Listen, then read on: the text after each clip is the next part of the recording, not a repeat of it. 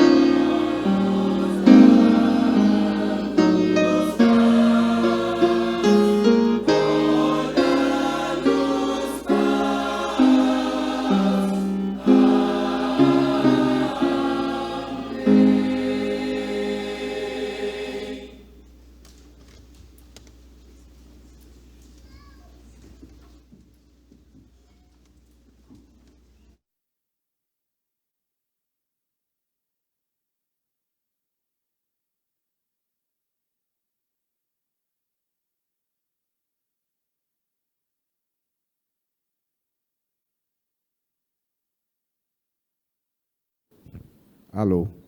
Eis que os homens apareceram no coral, né? Aleluia, amém.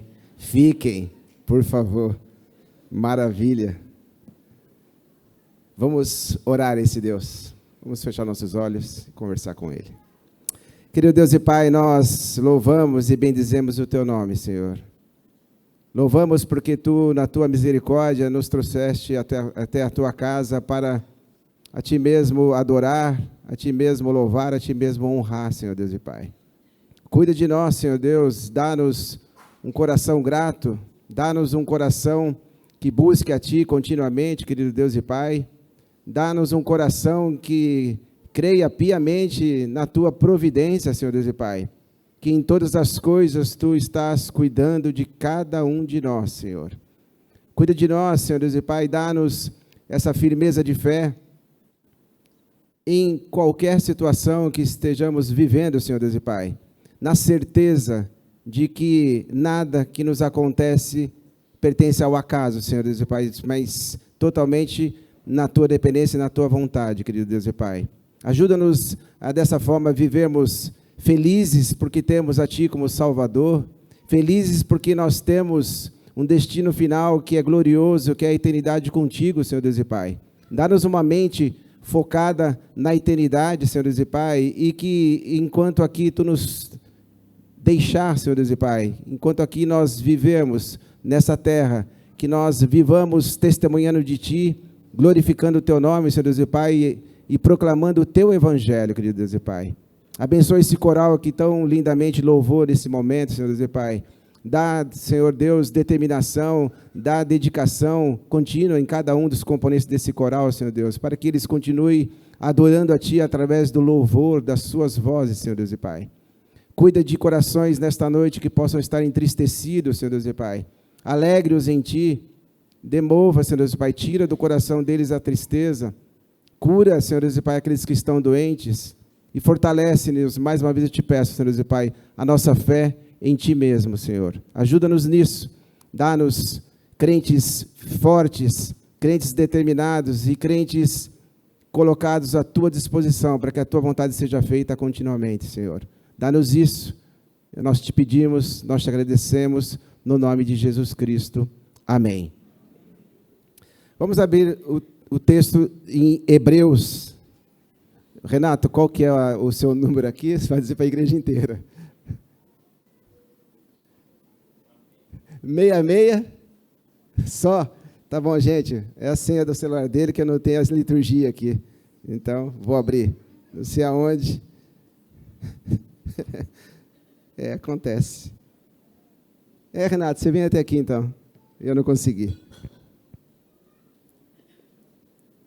Eu falei Hebreus 13. Vou confirmar aqui.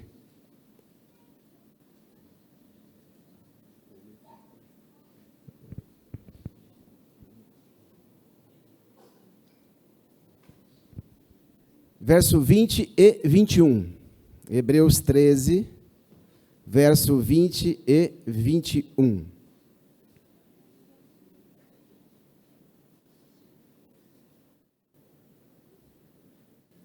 Diz-nos assim a palavra de Deus: Ora, o Deus da paz, que tornou a trazer dentre os mortos a Jesus nosso Senhor, o grande pastor das ovelhas, pelo sangue da eterna aliança, vos aperfeiçoe em todo bem, para cumprirdes a vontade, operando em vós o que é agradável diante dele, por Jesus Cristo, a quem seja a glória para todo o sempre. Amém. Vamos louvar a Deus com o hino de número 102, O Céu com Cristo. E esse é o momento que você pode, desejando, trazer seus dízimos e ofertas à frente aqui no gasofilácio, se assim você estiver preparado. Louvemos a Deus, assim que tocar o instrumento, nos colocaremos em pé.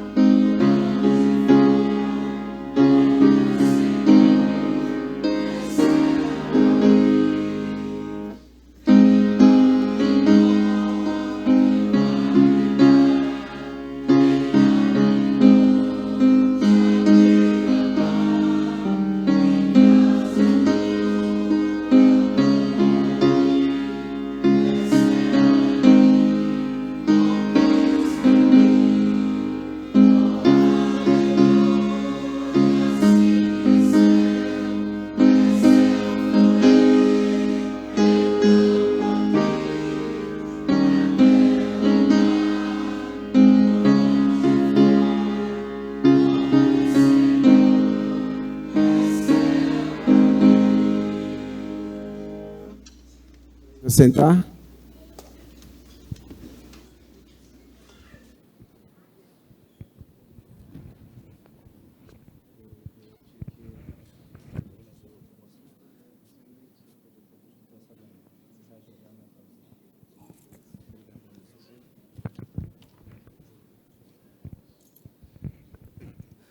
Boa noite, gente amada do Senhor.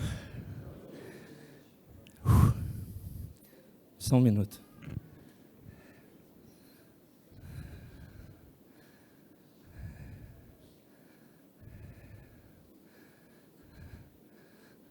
Os amados já entregaram seus dízimos e ofertas por conta de saber que o Senhor, conosco em nossa vida, cuida e nos transforma.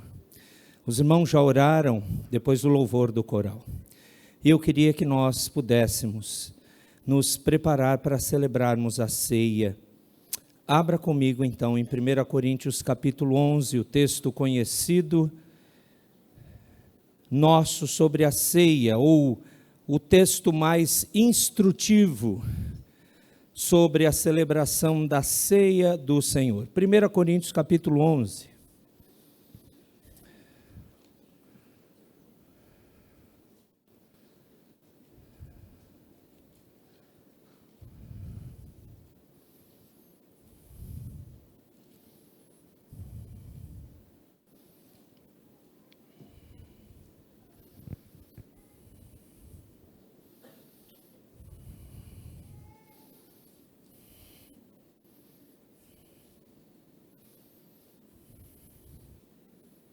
Versículos de número 23 a 32, mesmo assentados, mas com reverência à palavra, vamos ouvir, porque eu recebi do Senhor, diz o apóstolo Paulo, o que também vos entreguei, que o Senhor Jesus, na noite em que foi traído, ele tomou o pão, e tendo dado graças, o partiu e disse: isto é o meu corpo, que é dado, preste atenção mais uma vez, é dado por vós, fazei isto em memória de mim. Por semelhante modo, depois de haver ceado, tomou também o cálice, dizendo, preste atenção, este cálice é a nova aliança no meu sangue, fazei isto, todas as vezes que o beberdes em memória de mim, porque todas as vezes que comerdes esse pão e beberdes do cálice, anunciais a morte do Senhor até que Ele venha. Pare por um instante, mais uma vez, em mais essa oportunidade de celebrarmos a ceia. O povo de Deus é o único que toma ceia, os professos, os que sabem da sua conversão, não porque merecem, mas porque Cristo fez isso por eles. O que o rito, o que esse meio de graça, a celebração da ceia aponta é para a obra maravilhosa e gloriosa que Cristo executou, Ele mesmo morrendo por nós, Ele mesmo ressuscitando por nós e, portanto, o Pai eterno aceitando a oferta, a obediência, a santidade do Filho a nosso favor. Ele está nos garantindo, nessa repetição instrutiva do apóstolo Paulo até o verso 26, o Senhor Jesus está nos garantindo que cada celebração de ceia na nossa vida terrena, portanto do lado de cá do céu, mostra que nós cremos num fato histórico. Ele morreu. Ele nos libertou do domínio destrutivo de nós mesmos por conta do nosso pecado. Há salvação para o ser humano. Não há mais desesperanças, não há mais como só confiar em nós, ou no destino, ou em qualquer outra força que possamos criar. Não precisamos mais disso. Ele pagou o preço do nosso pecado. Ele nos reconcilia com o Pai. Há esperança de perdão e, por consequência, vida eterna. E a segunda coisa que até o verso 26, que nós temos certeza, é que cada vez que participarmos da ceia, vamos relembrar, Ele vai voltar. Ele não apenas fez uma obra e nos abandonou, Ele vai voltar para estabelecer o seu juízo, sua justiça, sua eternidade sobre o seu povo. E todo olho vai ver, e o universo todo contemplará isso, e ninguém mais vai dizer, Deus não existe, ou esse livro bíblico é arcaico e cheio de falhas, ou haverá discussões teológicas sem fim entre nós, nunca mais. Eu gostaria que você, mais uma vez, diante do Senhor e da ceia do Senhor, pudesse ficar feliz, porque é só pela graça de Cristo que participamos. Não é um ofício fúnebre, lembrar da morte dele. Não, nós estamos celebrando a vida, a nova vida. Verso 27, por isso aquele que comer o pão e beber o cálice do Senhor indignamente, será réu do corpo e do sangue do Senhor. O que é essa indignidade? Você não valorizar isso que eu acabei de resumir. Você simplesmente ser mais um religioso. Não, das religiosidades humanas e perdidas e pagãs, o Senhor nos libertou. Você pode olhar e entender, é só pela graça, que eu creio que o corpo do Senhor foi partido no meu lugar, para pagar o preço do meu pecado, porque quem merece a condenação do inferno sou eu. O sangue dele me purifica, me limpa e me dá aquilo que eu nunca por força própria conseguiria atingir: santidade, obediência plena, nunca. Esforços humanos de quaisquer ordens não conseguem satisfazer a exigência da santidade de Deus, mas o Filho fez isso. Percebe por que a tão grande salvação? Ela é tão grande porque ela é gratuita e nós nunca a alcançaríamos se não fosse pela iniciativa do próprio Deus. Então, quando você vê o verso 28, examine-se, pois, o homem a si mesmo, é para você reconhecer: eu não sirvo, ó Pai, eu ainda preciso de mais e mais transformação enquanto eu estiver aqui, mas eu quero te adorar por poder participar. É por isso que a gente quer que as pessoas se rendam aos pés de Cristo e sejam salvas e tenham convicção e não fiquem em dois mundos: eu quero Jesus, eu quero o céu, mas eu quero ainda viver do meu jeito. Não! Esse jeito deve morrer, porque em Cristo somos nova criatura. As coisas antigas passaram, tudo se fez novo. Nesse intuito, curve a sua fronte. Ore ao Senhor nesse sentido. Confesse o quanto você precisa ser mais fiel, mais dependente, mais cristão. E você que é povo do Senhor, coma do pão e beba do cálice na sequência.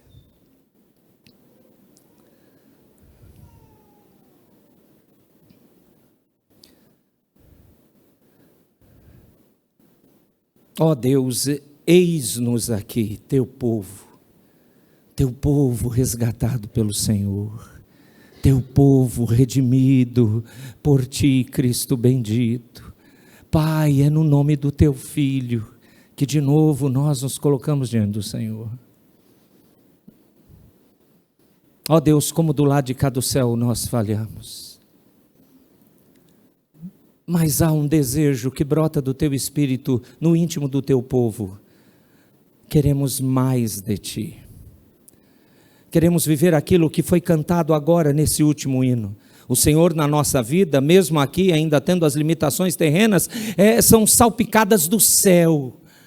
Começamos a ver aquilo que vai ser glorioso e pleno em futuro próximo. E isso nos anima a te obedecer aqui. Então perdoa. Perdoa porque nós não queremos vidas negligentes. Perdoa, Senhor, porque nós não queremos vidas mentirosas, enganos, não mais. O Senhor nos libertou de tudo isso. Perdoa-nos se ainda não estamos compreendendo o tamanho da dádiva, e não apenas o efeito passado dessa graça suficiente já dada, mas de uma graça contínua e que se torna suficiente para todo e qualquer momento, até nos levar para o lar eterno. Ó Senhor, faz-nos nos esforçar em espírito e em verdade, no poder teu, para sermos mais parecidos com teu Filho Jesus. Molda-nos assim, perdoa-nos, e somente em Cristo desejamos participar da ceia em nome de Jesus. Amém.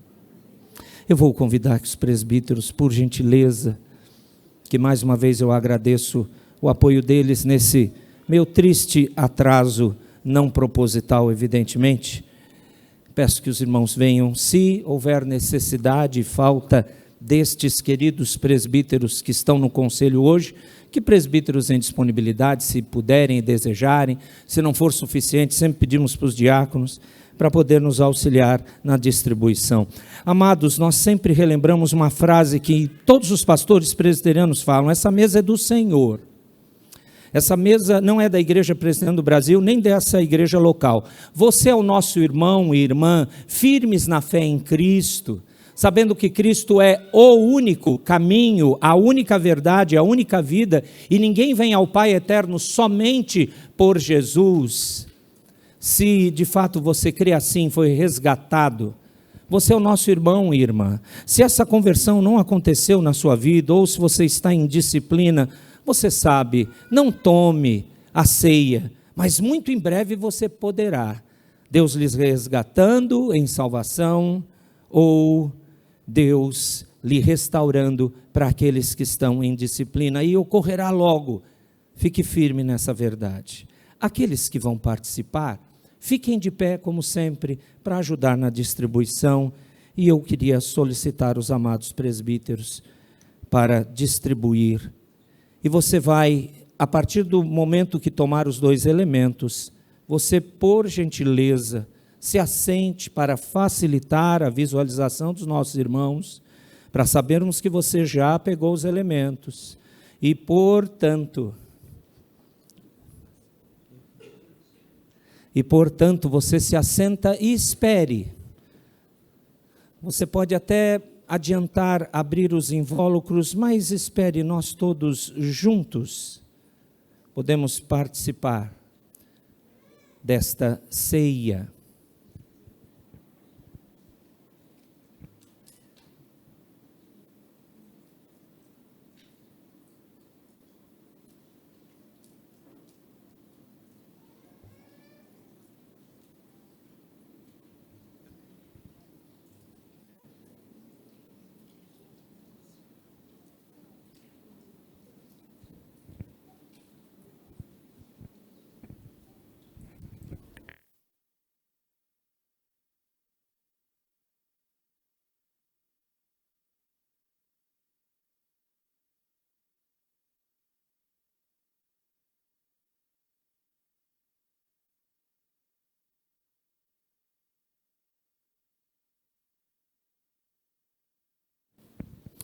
Alguém que está aqui no templo foi esquecido, apenas levante uma de suas mãos, nós vamos servi-lo.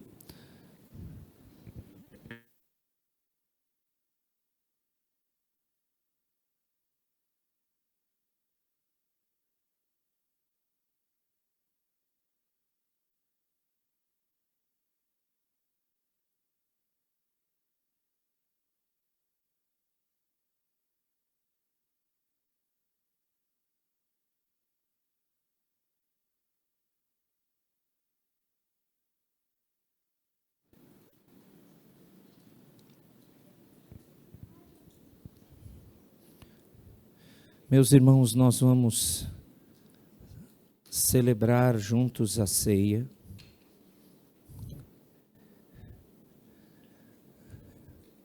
E, portanto, aguardando todos tomarem dos elementos, disse o Senhor Jesus, tomando o pão, ele disse: esse é o meu corpo. Ele foi partido por amor de vós, comam dele todos, façam isso em memória de mim. Tomai e comei.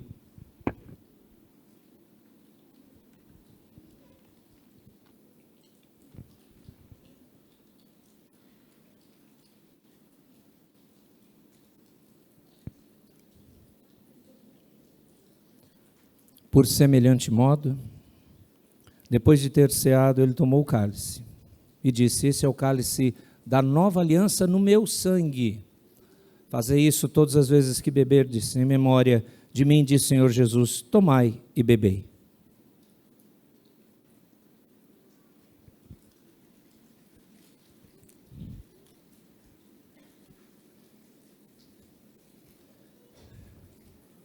lembrando daquilo que a palavra de Deus nos disse, vamos agradecer o privilégio de celebrar mais uma ceia, e não esqueça, é uma ceia a menos que nos separa do grande e eterno encontro com o Senhor, e Ele está voltando, e Ele chegará em breve. Por isso o povo do Senhor, junto com o ensino bíblico, diz: Maranata, vem Senhor Jesus. Vamos orar, eu vou pedir para o presbítero Ricardo nos conduzir nessa oração de gratidão. Pai querido, Pai amado, muito obrigado por mais uma ceia, ó Pai. Muito obrigado pela nossa comunhão contigo, que ela possa aumentar mais e mais e que nós possamos viver para Ti, que possamos sempre lembrar do Teu sacrifício por nós. Te agradecemos em nome do Senhor Jesus. Amém. Amém. Obrigado, irmãos.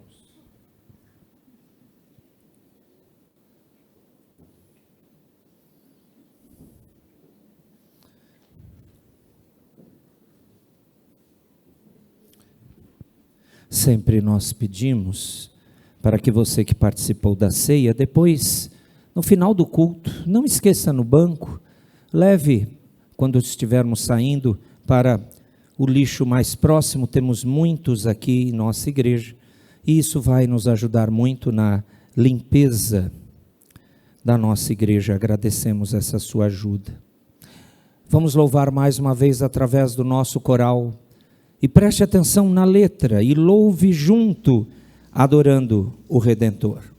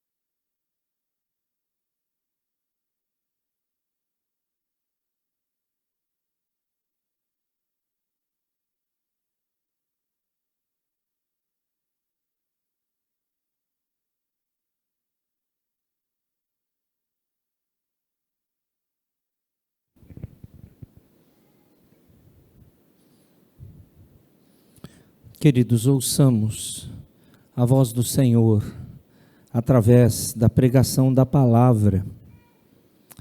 Estamos nesse primeiro domingo de março, iniciando uma nova série nos cultos da noite, vespertinos, falando sobre a maravilhosa providência de Deus. E eu queria que nessa primeira mensagem você pudesse comigo atentar ao texto lá no profeta Isaías.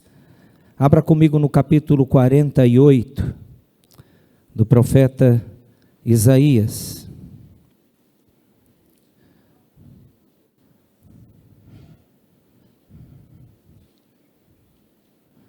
O verso 11, eu gostaria que você destacasse nessa leitura inicial, e ao longo da mensagem nós leremos o contexto próximo, que envolve os versos anteriores, até chegar no versículo de número 11, mas para nossa leitura e posterior oração, verso de número 11, Isaías, profeta Isaías, capítulo 48.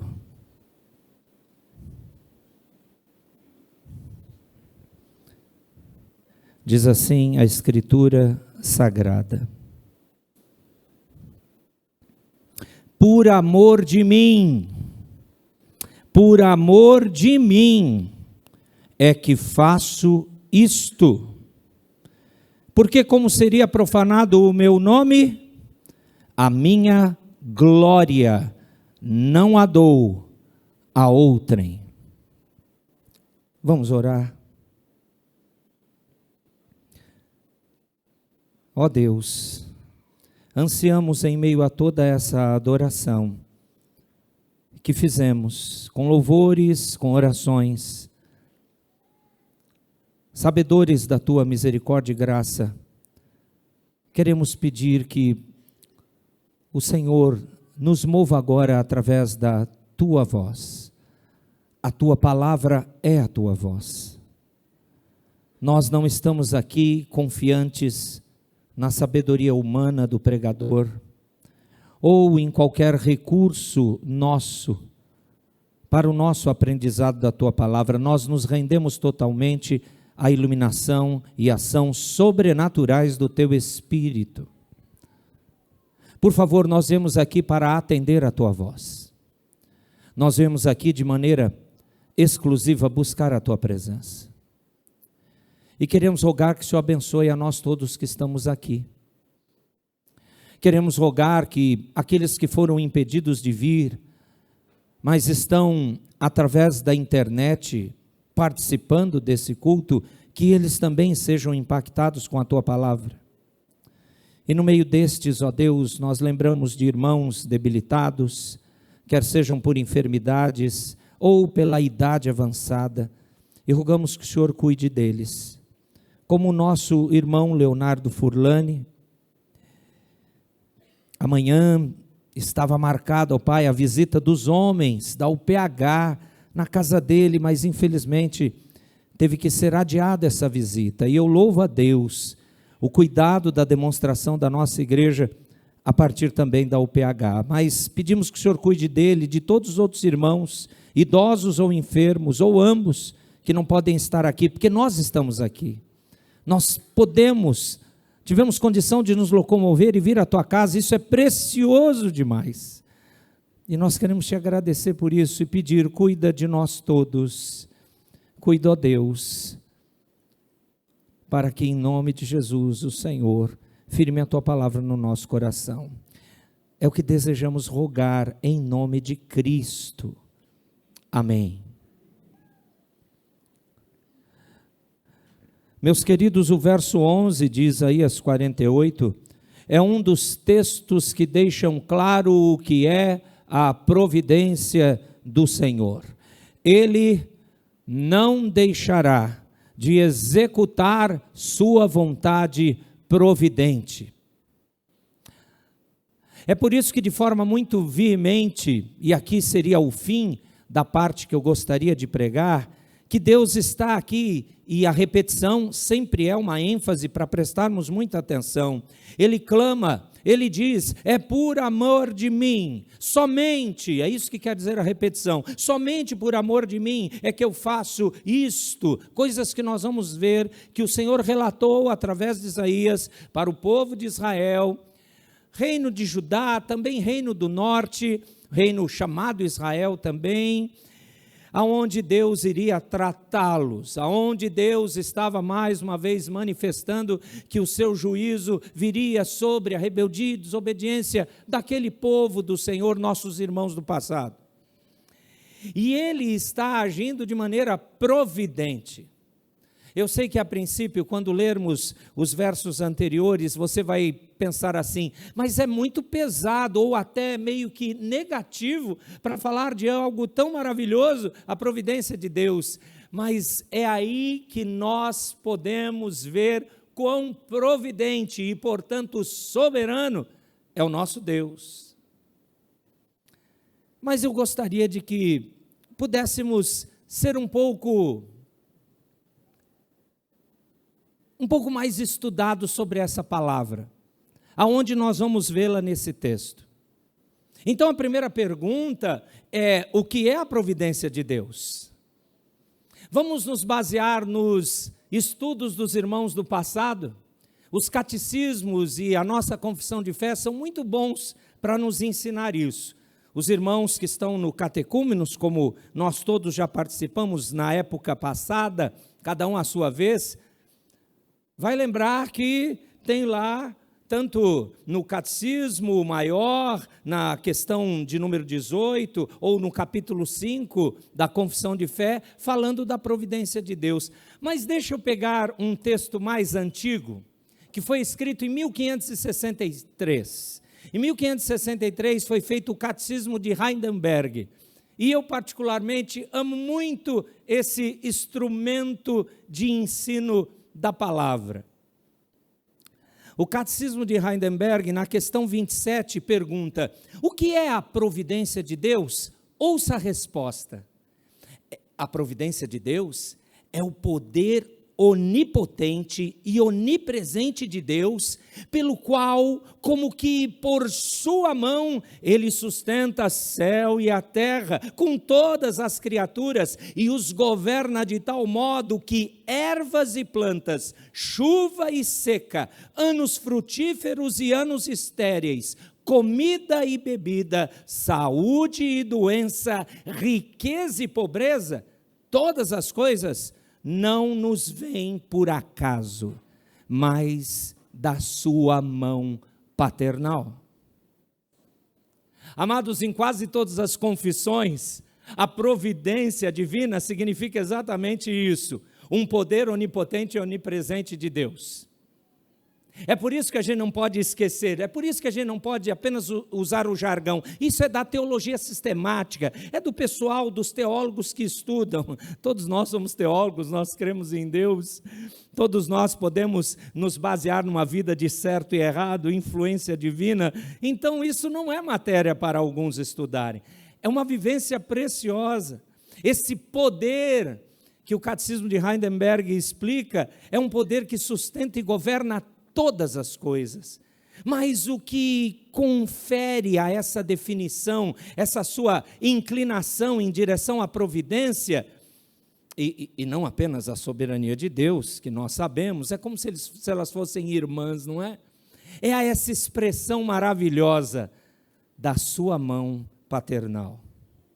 Amados, isso tem grandes implicações quanto ao desígnio do governo de Deus sobre todas as coisas. Significa que todas as coisas no universo são, não perca essa ideia, são governadas tendo em vista o bem dos filhos de Deus para a glória de Deus. E nesse ponto, o texto que eu separei para nós nos debruçarmos, ele é totalmente impactante nesse sentido. Mesmo se referindo a uma porção histórica muito forte, cravada ali no Antigo Testamento, envolvendo o povo de Israel do passado. Caminhe comigo mais um pouquinho nessa introdução. A nossa conhecida confissão de fé, ou melhor dizendo, o Catecismo Maior de Westminster, Ele foi escrito em 1648. No final, depois que a confissão de fé foi feita, fizeram o Catecismo Maior e o Breve Catecismo. É muito bom lembrar que o Breve Catecismo, em 1648, tanto o Breve como o Catecismo Maior, o Breve Catecismo era para ensinar as crianças. E o Catecismo Maior era para ajudar os pastores a pregarem sequencialmente todo o ensino bíblico, a Bíblia inteira. Precioso isso, não é? Faz parte da nossa história reformada e também presbiteriana. A questão 18 do Catecismo Maior diz assim: quais são as obras da providência? Olha a resposta. As obras da providência de Deus são a sua mais santa, mais sábia e mais poderosa preservação e governo de todas as suas criaturas, ordenando a essas criaturas e todas as ações delas para a sua glória. Então, a providência de Deus, queridos, não somente preserva e sustenta a existência de todas as criaturas, como também ordena. Eu amo isso. Ah, como isso me dá paz e segurança. Deus ordena todas as suas ações. Então, o propósito de toda essa preservação e de todo esse ordenamento é mostrado com clareza para a sua glória. E isso é uma soberania intencional. E a soberania intencional nós podemos chamar, como John Piper chama, a soberania intencional de Deus é a sua providência. Deixa eu fechar essa introdução com vocês com a Confissão de Fé de Westminster. A confissão foi a primeira a ser escrita, como eu disse, depois os catecismos, né? O maior e o breve. Em 1646, eles encerraram a confissão de fé. No capítulo 5, capítulo da providência, eu imagino que logo em breve os nossos irmãos do Catecúmenos deste ano chegarão ao capítulo 5. E eles vão lá, e nós aqui vamos relembrar que nesse capítulo 5, no primeiro item da providência, o texto diz: Deus, o grande Criador de todas as coisas, Ele sustenta, dirige, dispõe e governa todas as criaturas, governa todas as ações e coisas, desde a maior até a menor, por meio da sua providência sábia e santa, de acordo com a sua presciência infalível e o do seu soberano e imutável conselho da sua própria vontade. Para quê? Para o louvor da glória da sua sabedoria, poder, justiça, bondade e misericórdia. Irmãos, pense um pouquinho comigo. Você ouvindo essas definições que nascem de princípios bíblicos, você não fica impactado em quem é o teu Deus que você vem adorar, como estamos fazendo agora? Antes mesmo de ler o texto, aliás, até o verso 11 de Isaías 48, o único que eu li para vocês, começa a ter sentido. É por isso que ele vai executar coisas por amor do nome dele. Ele governa e sustenta tudo. Agora, preste atenção. Essa última definição que eu li para vocês, ela é a mais completa, até agora, de todos os documentos e confissões do passado. É por isso que a nossa denominação ama e abraça a Confissão de Fé de Westminster, claro, abaixo da Escritura, sempre. Veja, essa explicação diz que Deus sustenta, dirige, dispõe e governa o quê? Todas as criaturas e as ações e todas as coisas. E tudo isso é para um objetivo: o louvor da glória da sua sabedoria, poder, justiça, bondade e misericórdia. O alvo dessa providência de Deus, diz a confissão, é o louvor da glória de Deus. E não somente um aspecto ou uma faceta da sua glória, como amor, graça ou mesmo a misericórdia, mas toda ela, a glória da sua sabedoria, do seu poder, da sua justiça, da sua bondade e da sua misericórdia. Esse é o teu Deus. Pense nisso, no momento das suas lutas, preocupações e dificuldades. Pense nisso, no momento das grandes alegrias que você tem do lado de cá do céu. Ele, de maneira providente, faz tudo o que Ele quer, visando a glória dEle para a preservação do seu povo. Esse é o Deus providente. É por isso que é por amor dEle que Ele faz todas essas coisas. Ele não vai deixar o seu nome cair na lama. A glória dEle, Ele não vai dar para ninguém. A glória dEle é para Ele. E chama você, e salva a mim, e congrega a nós como seu povo, para nós vivermos nesta alegria de compreendermos: o mundo não anda sozinho, não existem energias ou o poder do universo, ou mesmo o poder humano apenas, ou o destino, ou os astros, ou seja lá o nome que você queira dar a essa força paralela. Só tem um nome: o do Senhor. Isso colocado, volte os olhos comigo para Isaías 48. Eu peço que você abra agora, se a sua Bíblia é como a minha, talvez esteja o verso 11 numa folha atrás, então volte para o verso 1 de Isaías 48. Eu vou ficar com 1 a 11, como eu queria muito trabalhar o capítulo todo, amados, mas já vai ser uma dose bem cavalar para nós até o verso 11.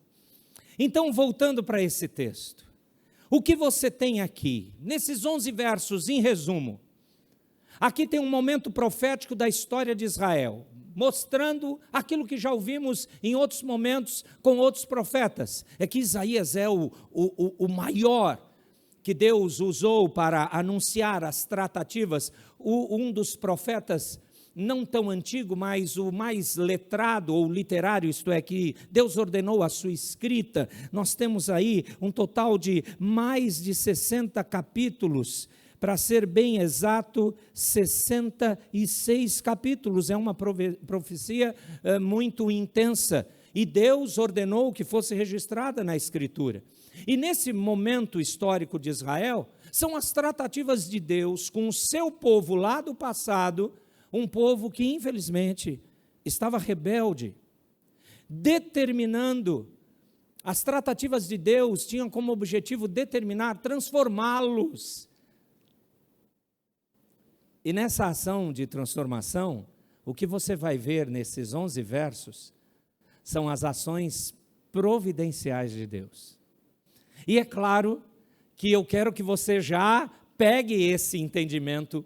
O que Deus, o Deus do passado, o Deus do Antigo Testamento, fez com o seu povo do passado, Ele que não muda, Ele que não se altera, como nós, que mudamos de opinião da noite para o dia, muitas vezes, Ele que continua com um único plano, com o seu único projeto, como lemos nas definições sobre providência, Ele quer que você entenda, esse Deus do Antigo Testamento é o Deus que hoje está ao seu lado, que está sendo providente com você, e, portanto, aprenda como Ele age, mesmo se o seu povo se tornar como esses queridos do passado, rebeldes, desobedientes, Ele nos transformará.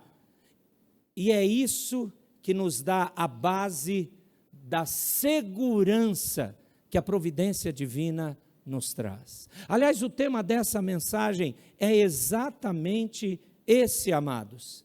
E se você quiser anotar, coloque aí, a segurança da providência de Deus. Mas pastor, no meio de um contexto pesado, o povo estava sendo desobediente, Deus vai castigá-los. Não, Deus vai tratá-los. O castigo veio sobre o Messias, mas aqui é Antigo Testamento, mas Deus já havia anunciado que isso ia acontecer com o Messias. E na mente do Senhor, que é atemporal, que não está preso a presente, passado e futuro, que não está alocado à nossa cronologia, Ele já tinha preparado. Como Pedro diz, o Cordeiro do Senhor, imolado antes da fundação do mundo. Quer dizer que o Deus eterno já tinha o seu único, perfeito e maravilhoso plano. E nesse único, perfeito e maravilhoso plano, Ele inclui você, inclui a desgraça do seu pecado, e inclui a poderosa salvação que lhe alcançou, e ainda vai alcançar outros, e inclui a certeza providencial de que a eternidade vai acontecer. E sabe quando você vai se cansar de ouvir sobre a eternidade do plano de Deus? Nunca! Principalmente porque nós temos uma tendência muito pecaminosa de querer estabelecer nossos desejos, nossos planos, e é aí que o pecado nos engana. Então, olhando e aprendendo sobre a segurança da providência divina, veja, nesses versos iniciais, Isaías vai recapitular o argumento da profecia que tem sido central aqui nas suas falas, nas suas reivindicações, nos capítulos anteriores. Depois eu peço para você ler de novo Isaías, se assim você desejar. E ele está aqui recapitulando. Ele mostra que Deus predisse os acontecimentos no passado, muito antes da sua concretização. Verso 1 e verso 2, atente à leitura. Ouvi isto, casa de Jacó, que vos chamais pelo nome de Israel, e saístes da linhagem de Judá, que jurais pelo nome do Senhor e confessais o Deus de Israel, vírgula, leia a frase final, mas, nossa, você percebeu os títulos? Vocês chamam-se pelo nome do Senhor, conhecem o nome do Senhor. Vocês se chamam do povo do Senhor Israel. Vocês saíram da linhagem de Judá. Vocês juram e confessam que creem no Deus de Israel. Mas isso tudo é uma grande mentira. Quando você lê o verso 2, a profecia ou Deus através de Isaías continua. Da santa cidade vocês tomam o nome e se firmam sobre o Deus de Israel, cujo nome é Senhor dos Exércitos.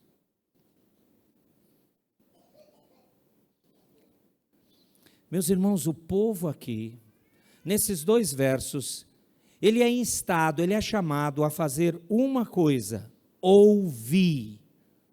E esse verbo aqui, ele vai ser repetido mais 10 vezes, e nos 16 versículos seguintes, além do verso 11, do qual nós paramos, você vai ver isso. Existe um sinônimo quando você chega no verso 18, para a frase abrir o ouvido, isto é, preste atenção.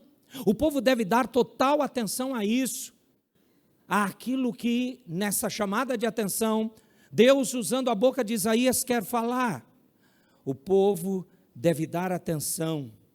O que Deus vai anunciar, o que Deus vai mencionar da sua providência.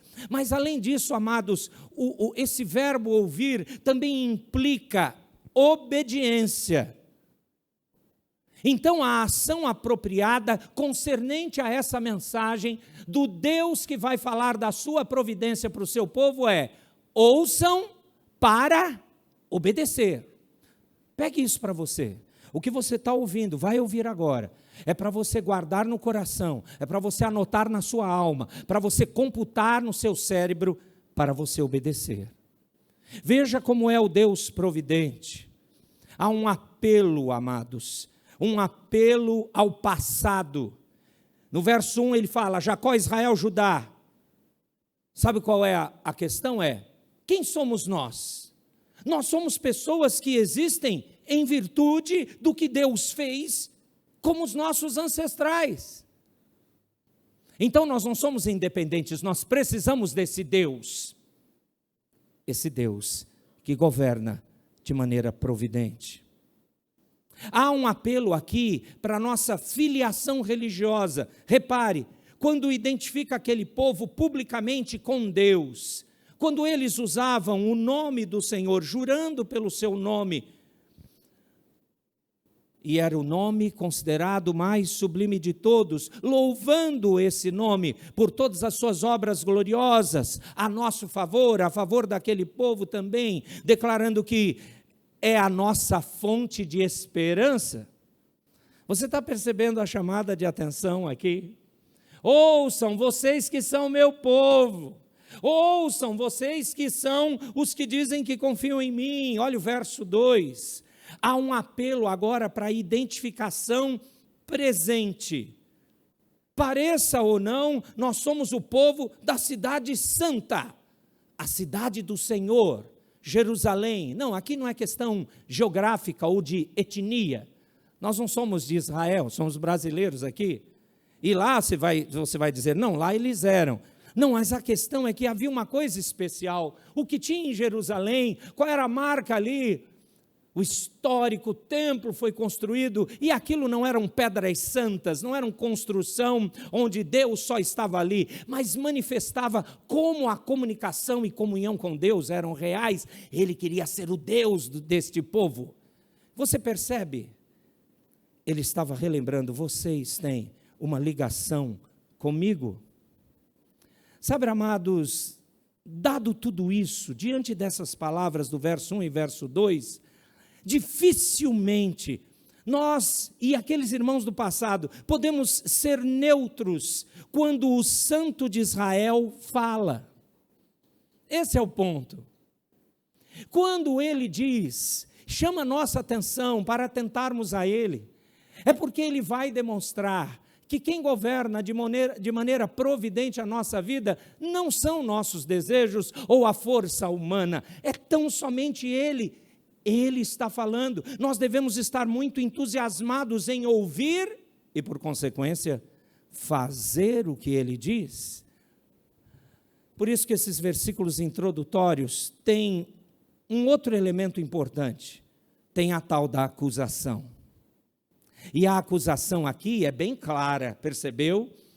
Dá até um gosto de ironia de Deus nessa acusação forte. É bem explícito isso. É que a profissão religiosa, a profissão de fé de Israel, ela é insincera. Ela não é confiável, portanto não é verdadeira. Ela não é correta, portanto não tem retidão. Aliás, é como eu falei antes, é uma mentira. Então o profeta está tentando dizer que se o povo como um todo fosse sincero no que diziam sobre Deus, então eles deveriam obedecê-lo, e nesse caso eles deveriam confiar nele, quando diziam que ele usava um conquistador pagão, a Babilônia, para de propósito vir e levá-los cativos, e de lá o Senhor iria mantê-los por 70 anos e iria trazê-los de volta. Ah, mas isso é muito duro. Obedeça, porque Ele é providente, Ele cuidará de vocês, isso para os irmãos do passado, Ele cuidará, Ele vai transformá-los, mesmo que tenha que arrancar as vossas entranhas espirituais e implantar coração de carne no lugar desse coração rebelde de pedra. Ele vai cuidar de vocês. Ah, queridos,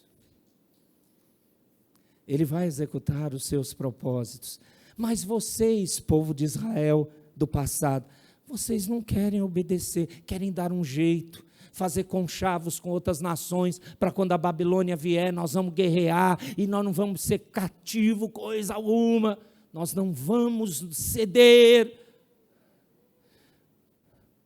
Deus está aqui discutindo, porque eles não creem na providência dEle. É por isso que esse texto é importante, porque nós todos somos chamados para termos transformações. Leiam agora, por gentileza, o verso 3. O que o texto diz?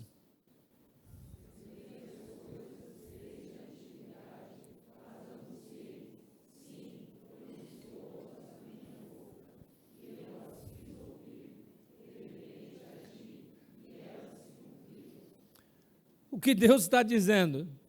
O Senhor não só predisse antecipadamente o que estava para fazer, mas Ele também fez o que disse que faria.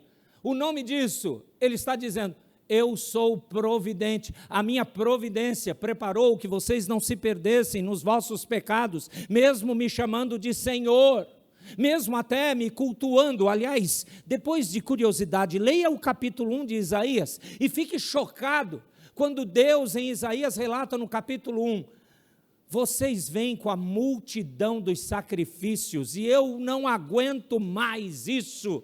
As suas festas de lua nova e comemorações religiosas é abominável para mim. É assim que começa a profecia de Isaías. E Deus, na sua santa providência, não quer que o seu povo se perca. Qual é o propósito do Senhor? Em salvar pessoas. Qual é? Salvar pessoas. Ele vai salvar. Ele vai conduzir até o fim. Aquele que ele fez uma aliança, um pacto de graça, perdoando todos os pecados, não se perderá, mas ele vai transformar. Não existe isso, nem na igreja presbiteriana, nem na teologia reformada, e portanto, se ela é fiel, ela é bíblica. Não há na Bíblia a ideia de, eu posso, já que eu sou eleito e predestinado, viver de qualquer jeito, me satisfazendo nesse mundo, mas no final eu vou para o céu. Há 5 anos atrás, eu li de novo um livro totalmente da cultura americana, dizendo que de 70% a 80% dos americanos, todos que vivem de qualquer jeito, de moral totalmente perdida, dizem, Deus é bom, quando eu morrer, eu vou para o céu sim. Aonde vai ficar a nossa cultura no meio disso? O meu temor é que nós, esquecendo dessa providência do Senhor, que está dando exemplos históricos registrados na Escritura, que Ele transforma o seu povo, porque Ele é providente, o meu temor é que nós estejamos reproduzindo isso hoje, vivendo vidas de qualquer jeito, e reclamando se alguém diz, amado, isso que você está decidindo na sua vida é pecado, e não pode, porque o problema é o outro, não eu. Que isso, o problema somos nós, não é nozes, não é nós. Tudo bem que parece que Deus de vez em quando dá nozes a quem não tem dentes, parece isso. Ele salvou você, como é que pode? Ele quis resgatar a mim e a minha família, meu Pai, isso é coisa do Pai eterno, é coisa do Deus providente. Ele está dizendo, eu anunciei tudo, eu preparei todas as coisas. Eu gosto dessa palavra, quando ele repete no meio do verso 3, sim, pronunciou-as a minha boca, e eu as fiz ouvir, de repente agir, elas se cumpriram. O verso 4 e verso 5 dizem assim, diz o Senhor, porque eu sabia que eras obstinado, vocês, povo do Senhor, a tua cerviz é como um tendão de ferro, e tens a testa de bronze. Verso 5, por isso te anunciei desde aquele tempo, e te dei a conhecer antes que acontecesse, para que você não dissesse, foi o meu ídolo que fez essas coisas, ou a minha imagem de escultura e a de fundição as ordenaram. Você sabe que o povo de Israel, nesse passado aqui, a rebelião deles abandonarem ao Senhor, claramente era baseada na idolatria mesmo, acreditar em outros deuses. Talvez hoje você não se dobre a nenhum outro Deus, mas você realmente pode fazer verdadeiro sacrifício de criança, quando você trabalha para conquistar aquele valor de salarial, aquela coisa, e despreza a família. Então nós também temos idolatria. Ou quando nós ficamos escravos de querermos um corpo escultural, e aí todo tipo de ação não é saúde, é assim uma idolatria, porque a sociedade fala da imagem. Nós talvez não dobremos os joelhos para Afrodite, mas podemos adorar o eu.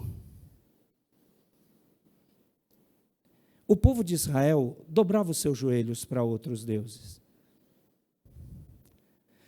E é interessante que no verso 4, a palavra obstinado só era usada em hebraico para um animal torrudo, um animal, uma besta, que empacava e ficava com o pescoço duro, e o montador, que estava nessa montaria, não conseguia dirigir. Deus está falando que o povo do Senhor rebelde é como esse animal, obstinado, dura cerviz. Você leu a palavra aí, bem traduzida, tendão de ferro, pescoço duro. Não muda. Não é torcicolo, não. É teimosia. O que estava motivando essa profecia? Por que Deus informa antecipadamente o que estava para fazer? E aí, amados, pela primeira vez se apresenta essa explicação aqui. Deus agia assim em função da natureza humana caída. Essa dureza de coração, essa idolatria. Segundo Isaías, e na verdade, segundo toda a Escritura, ela já está manchada, a natureza humana, com aquela insistência quase que incurável sobre nós querermos o nosso próprio caminho, a todo custo. Os nossos irmãos do passado também faziam isso. Essa perversidade de coração significa que nos recusamos a ver os sinais normais que apontam para a existência de um Deus que, além do tempo e do espaço, ele existe, que não se sujeita ao nosso controle. Ele controla com a sua providência. Por isso que admitir a existência de Deus seria a mesma coisa que admitir o direito que Ele tem de governar nossas vidas. É isso mesmo, se Ele existe e Ele é poderoso, Ele é o maioral, bom, então eu tenho que prestar contas a Ele. E, portanto, para o ser humano perdido ou o crente que está largando em rebeldia a comunhão com o Senhor, pensamentos como esses são intoleráveis. Portanto, mesmo depois de haver experimentado a intervenção dele para o bem das suas vidas, como ele fez com o Israel do passado, muitas vezes ainda preferimos agradecer as obras de nossas mãos. Aliás, agradecer a nós mesmos por tudo quanto se tem realizado em nossas vidas. Aliás, a nossa maior idolatria é quando queremos nos colocar no lugar de Deus, e isso é que é um grande pecado. Então, o que pode Deus fazer para contrapor essa tendência idólatra de nós todos? A resposta é essa profecia providente e maravilhosa.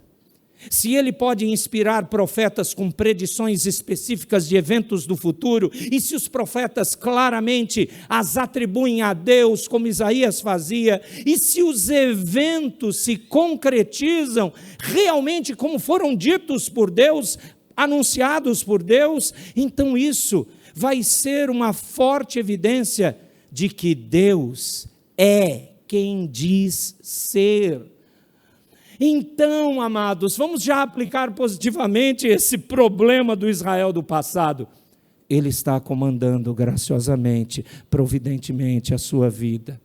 E se você está carecendo de transformação, não se engane, Ele vai até você, Ele utilizará de todos os meios providentes para moldar você, Ele cuidará do seu momento presente e todo o seu futuro já está traçado por Ele. E o que você precisa é entender que viver por fé é viver crendo nessa providência suficiente e transformadora de Deus. O que é não ter fé? É confiar em mim mesmo e nas minhas limitadas e inúteis providências. Isso é não ter fé.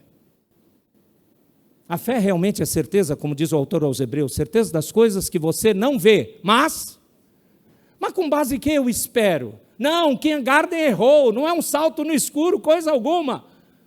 Você está saltando para as mãos providentes do Senhor, e isso é real. Eu já tinha anunciado tudo isso, diz o Senhor. Na verdade, amados, o que o texto aqui quer nos ensinar, olhando a questão histórica do momento, é o seguinte: tudo isso era particularmente importante, tudo isso que eu preparei vocês a chegar aqui, na boca quase do exílio, tudo isso é importante para que o exílio aconteça, o tratamento da vossa alma, falando dos irmãos do passado, acontecesse, e depois o regresso de vocês quebrantados e moídos e dependentes só de mim. Eu preparei todo esse caminho, diz o Senhor.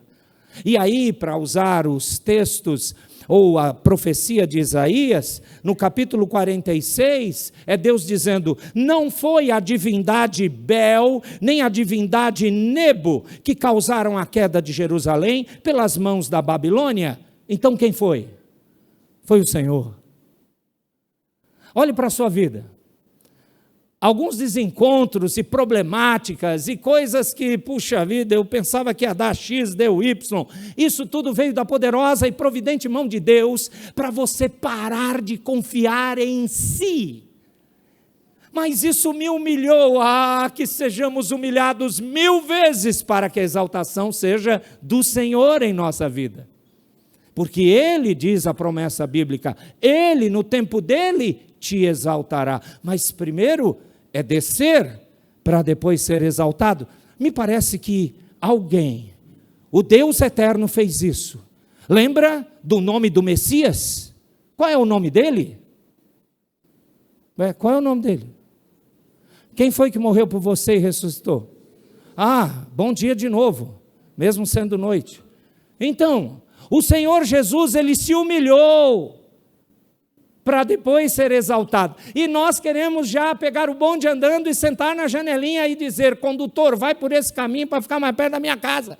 Não! Você se humilha, você é quebrantado, você é moldado. Amados, é exatamente isso. O Senhor havia profetizado 115 anos antes, o capítulo 39 de Isaías diz isso. Visto que aqueles ídolos babilônicos não causaram a queda da cidade e nem podiam impedir a sua reabilitação pelos exilados, se Deus o disse, então é isso que vai acontecer. Depois leia Isaías 44, 28. Não foi alguma criação do intelecto e de proeza humanos que ordenaram que as coisas acontecessem. Quem está ordenando as coisas? Quem está comandando de maneira providencial tudo? O Deus vivo. É isso. Verso 6. Leiam, por favor, verso 6, por favor. Amados, vocês estavam indo bem, por que pararam o ânimo? Vamos ler forte o verso 6. Vamos lá. Já...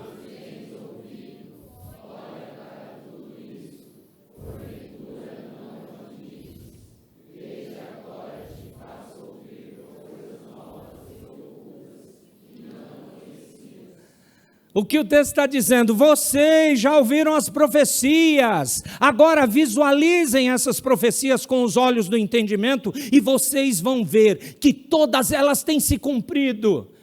Sabe o que o Senhor está dizendo? Aqui o texto usa um verbo maravilhoso, veja, mas aqui não é o verbo comum para enxergar, não. É o verbo para olhar atentamente. É o verbo que é usado para descrever a atividade de Isaías, como ele considerava as visões de Deus, algo que deu impacto. Então isso tem que impactar. Veja como eu estou cuidando da história de vocês.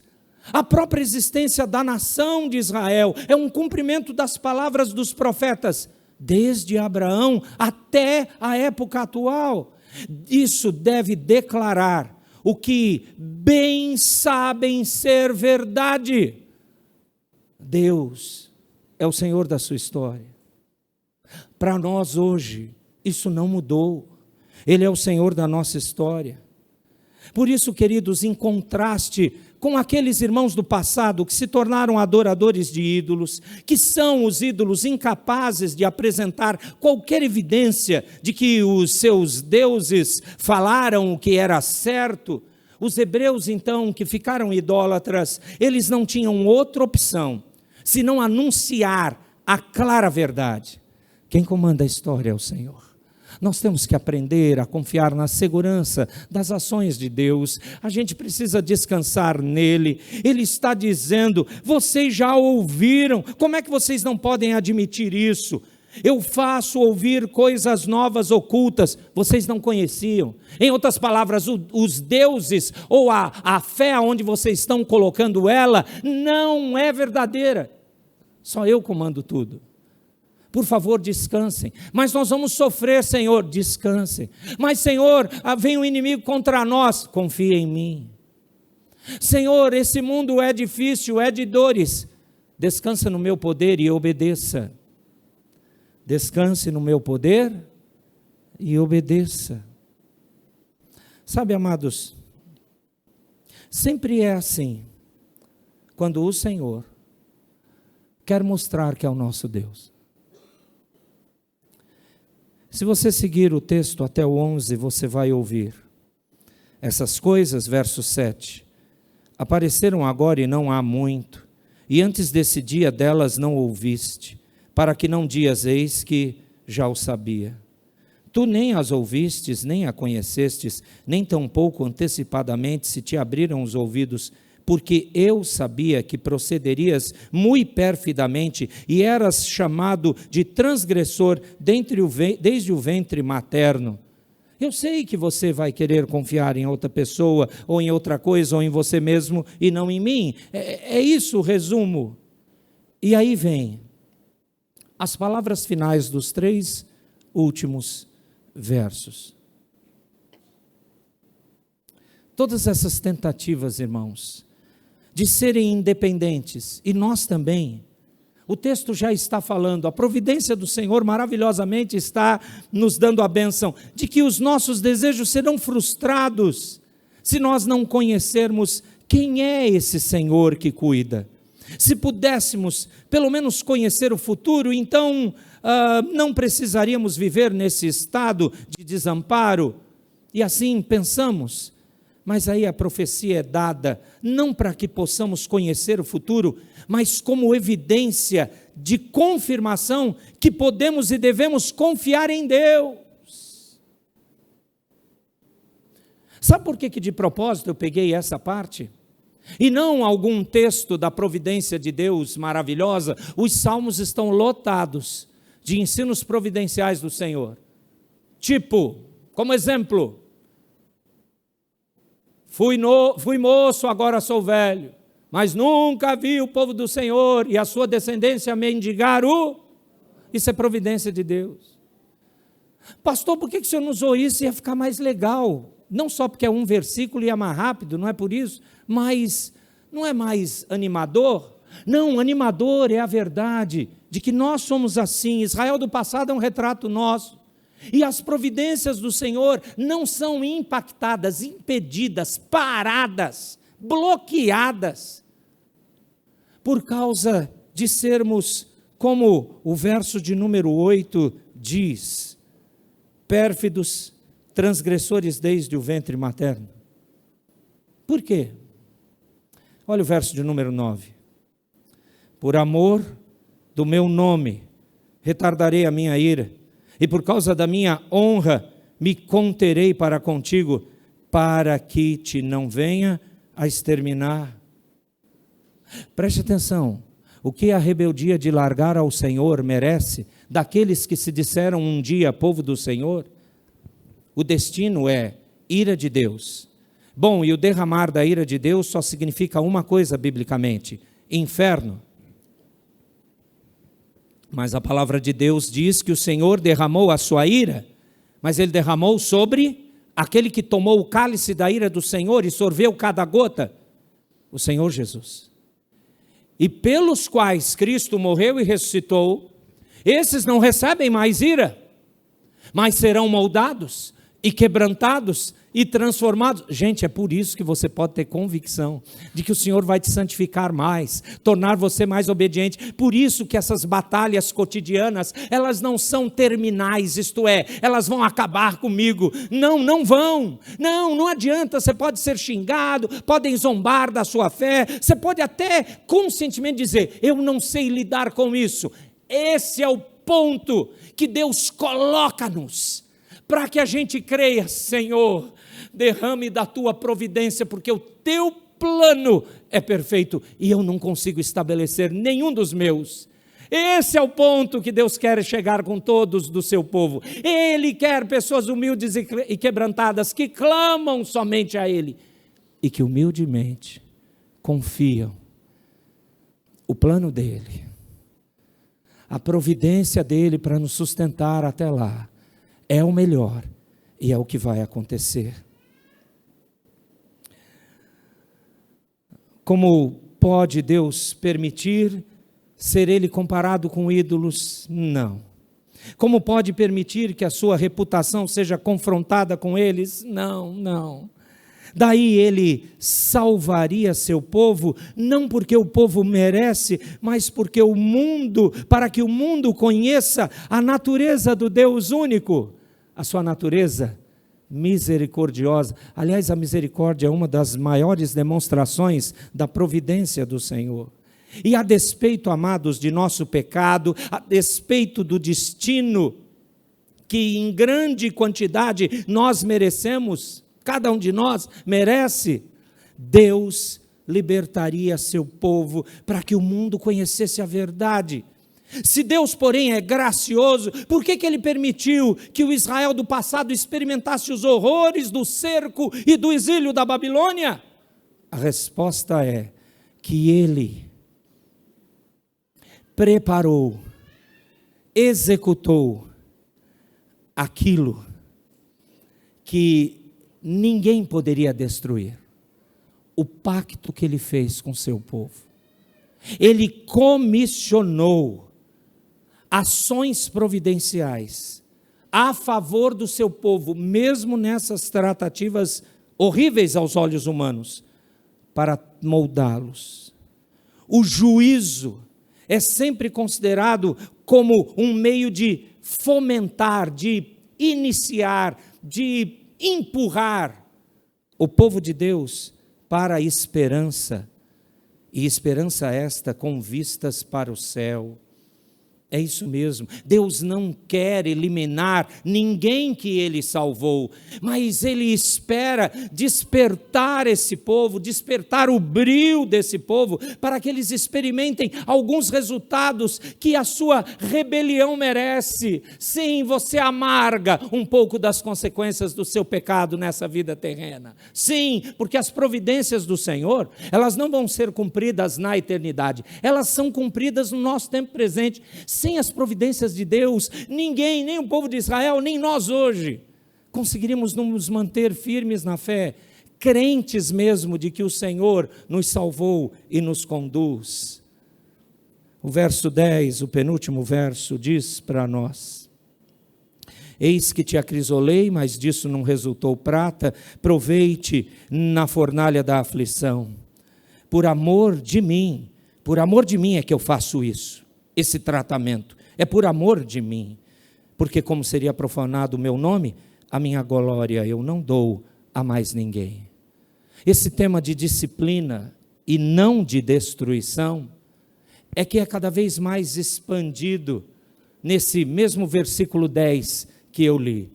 Deus não desejava destruir o povo de Israel, mas refiná-lo. O que você acha que Ele quer fazer comigo e com você? Ele quer nos refinar. Por isso que no verso 11 ele fala: como pode Deus permitir que o povo pense dele como se ele fosse meramente mais um dentre aqueles deuses? Ele é o único ser em todo o universo que é genuinamente santo. Isto é, ele é o outro em essência e caráter. E se ele não destrói, nem abomina o seu povo, o mundo dirá que nenhuma glória lhe pertence mais que a qualquer outra divindade. Esse é o Deus glorioso. E é essa percepção de que a glória pode ser dada a outras pessoas ou deuses, é totalmente errada. Porque a sua glória é unicamente para Ele. Ele é o único santo. Ele é aquele que Isaías, quando foi chamado no capítulo 6, diz, ou melhor, ele ouviu os serafins dizendo: santo, santo, santo é o Senhor dos exércitos, toda a terra está cheia da sua glória. Ele demonstrará essa verdade ao libertar o seu povo contra todas as disparidades, quer políticas, quer espirituais, e da parte do povo, eles devem moldar as suas mentes, a fim de que lhe rendam lealdade absoluta. O que aconteceu com os irmãos do passado é o mesmo projeto providente para nós, crentes de outras épocas. Você deve compreender isso, mesmo no meio da principal luta que nós passamos, a luta da santificação do Senhor em nossa vida. Ele é providente, governa tudo e todos, para conduzir tudo para a sua glória. Então tenha esperança de focar a sua vida nele, para a glória dele somente. Amém. Fiquemos de pé. Oremos finalizando, recebamos a bênção apostólica e cantaremos ao final o hino 5, Trindade Adorada. Eu vou pedir que o nosso irmão diácono Ademilson possa fazer essa oração final por nós e depois receberemos a bênção.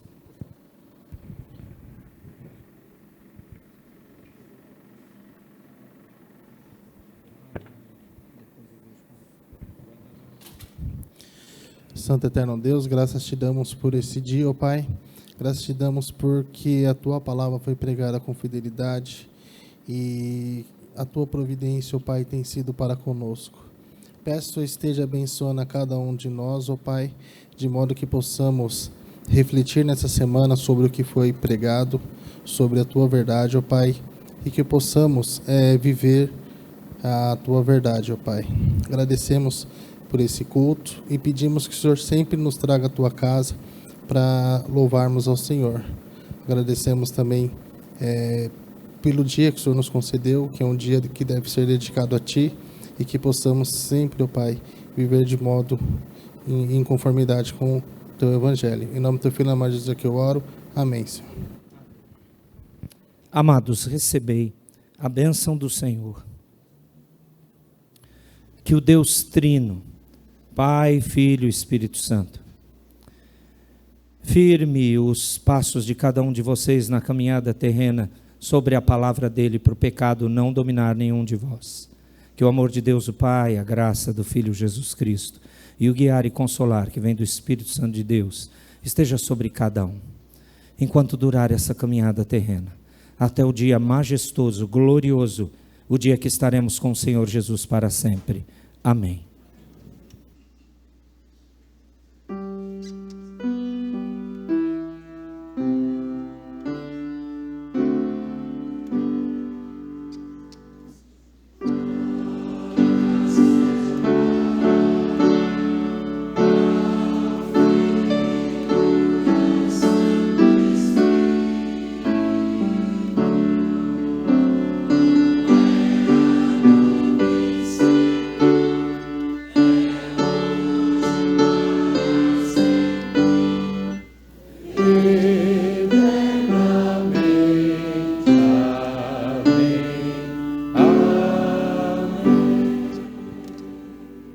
Assentem-se, queridos, e com orações silenciosas, nós vamos agradecer a Deus por cultuarmos a Ele.